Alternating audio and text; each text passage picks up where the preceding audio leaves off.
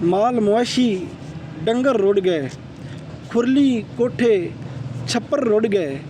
माल मवेशी डंगर रुड़ गए, खुरली कोठे छप्पर रुड़ गए। टुट गए कावां चिड़ियां दे घर, टुट गए कावां चिड़ियां दे घर। टाली बेरी किकर रुड़ गए। पिंड दी वड्डी मस्जिद ढह गई, पिंड दी वड्डी मस्जिद ढह गई।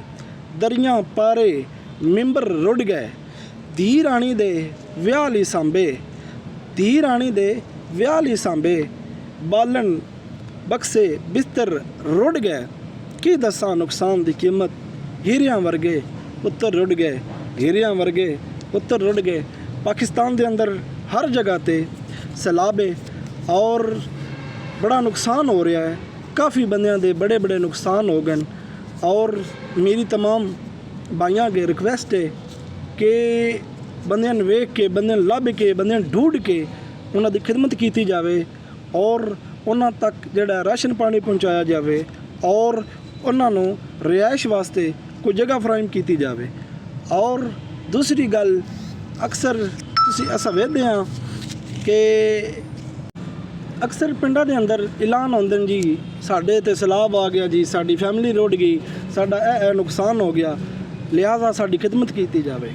वो काफ़ी बंदे फराडिया विच होंदे ने। तुसीं कोशिश ये करनी है, तुहाडे करीबी इलाकिਆਂ ਵਿੱਚ सैलाब आया है, ठीक है, उत्थे जाके बंदे नूं चैक करो, उन्हां दे अपना माल चैक करो, उन्हां दे घर चैक करो, उत्थे जाके उन्हां दी मदद करो, ठीक है। ये जिंदगी विच जितना भी तुसीं कमाना है या जितना भी तुसीं इकट्ठा कर लिया, ठीक है, जिवें उन्हां दा रुड़ गया इवें तुहाडा भी रुड़ जाना।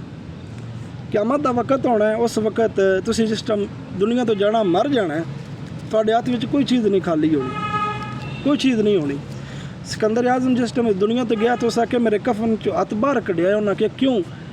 उस आख्या कि मैं उन्होंने दस के जाना चाहना जिन्हें इकट्ठा किया अपनी औलाद वास्ते, अपने पिछे जनाब आने वाली नस्ल वास्ते। उन्होंने मैं दसना चाहता, उन्होंने मैं पैगाम देना चाहता कि मैं सिकंदर आस जाती बारी मैं भी कुछ ना लैके गया।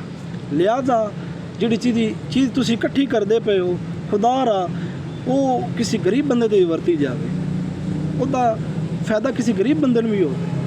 ठीक है, वीडियो थोड़ी लम्मी हो गई आ, तो बाकी तमाम भाइयों अगर रिक्वेस्ट है कि मंडी बहाउद्दीन के अंदर परा मिड रंज वाली साइड ते ये गुजरात अंदर हर जगह ते सैलाब लाहौर के अंदर, ठीक है, उन्हां दे नाल प्यार किया जाए, उन्हां नाल अच्छा सलूक किया जाए, उन्होंने जड़ा उठन बैठन वास्ते जगह चाहिए, उन्होंने वो दरकार है वो देनी चाहिए है। और तमाम